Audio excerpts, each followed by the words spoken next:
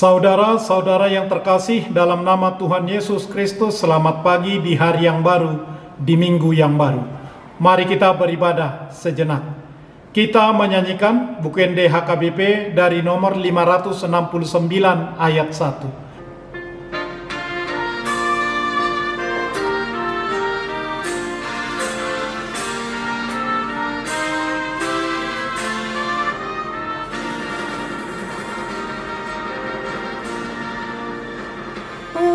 Bata tunglongang doro aku molahu dereng noti no pami saluhut bitang hilap dohot ronggur maka tindak kon osang apomi merendeo Tuhan memuji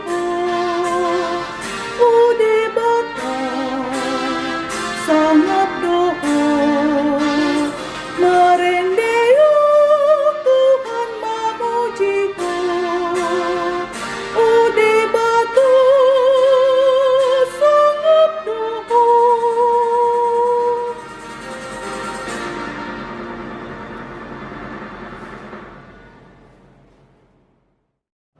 Kasih karunia dan damai sejahtera dari Allah Bapa dan dari Kristus Yesus Tuhan menyertai saudara-saudara. Amin.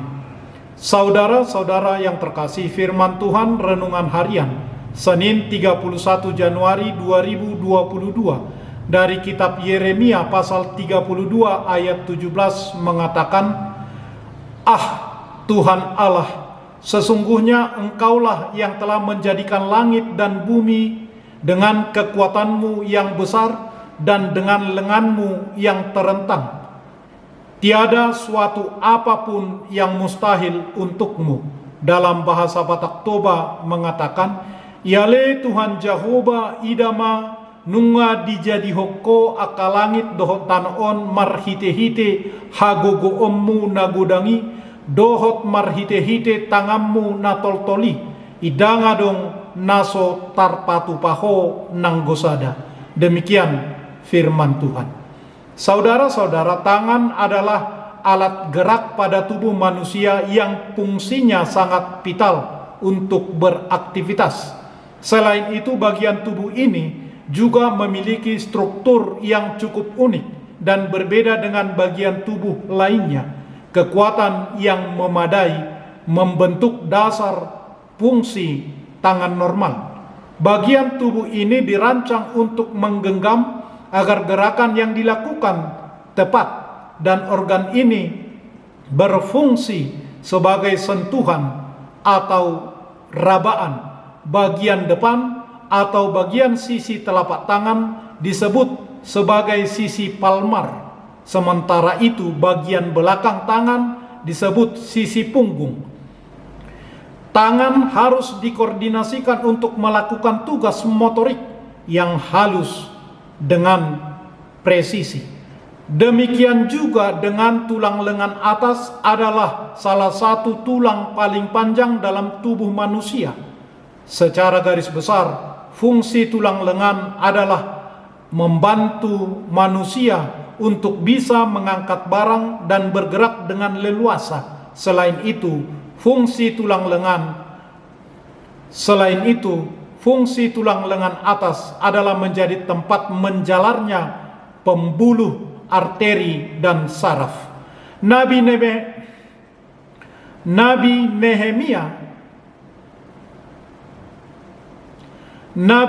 Yeremia diperintahkan Tuhan untuk menebus ladang dari sepupunya Anatot.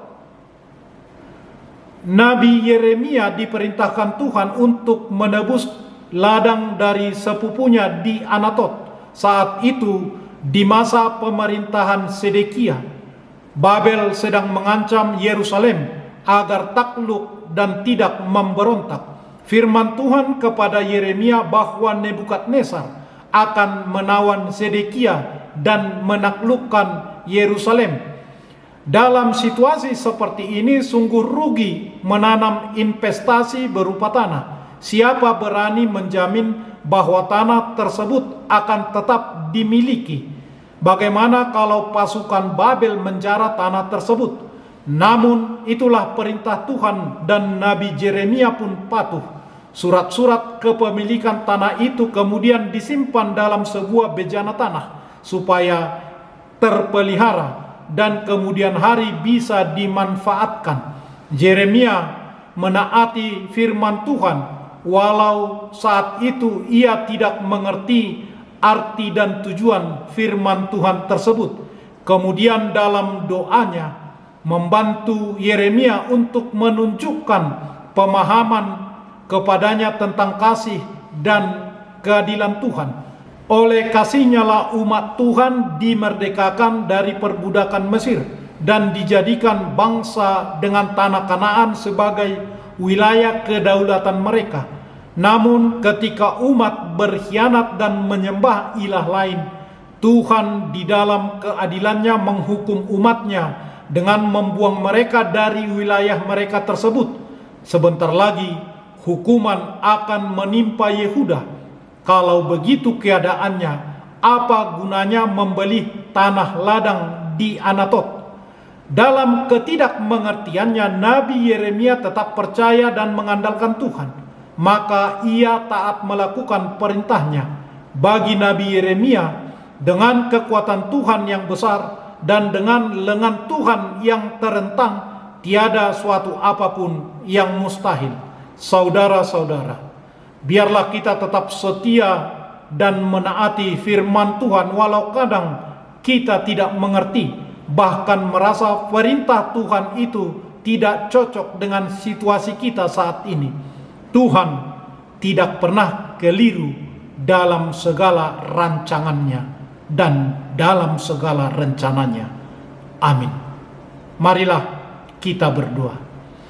Ya Allah Bapa kami, dengan segenap jiwa raga kami mengucap syukur dan terima kasih kepadamu. Karena dalam kekuatan-Mu yang besar dan dengan lengan-Mu yang terentang di dalam Yesus Kristus, tiada suatu apapun yang mustahil untuk Tuhan lakukan kepada kami. Dengan Roh Kudus-Mu tolonglah kami setia kepadamu. Amin. Marilah kita menyanyikan buku nyanyian HKBP dari nomor 569 ayat 1.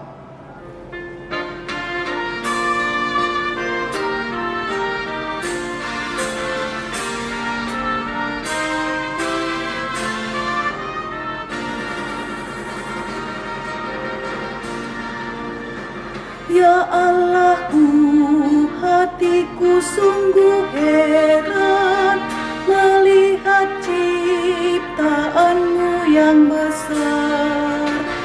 Di jagat raya bintang gemerlap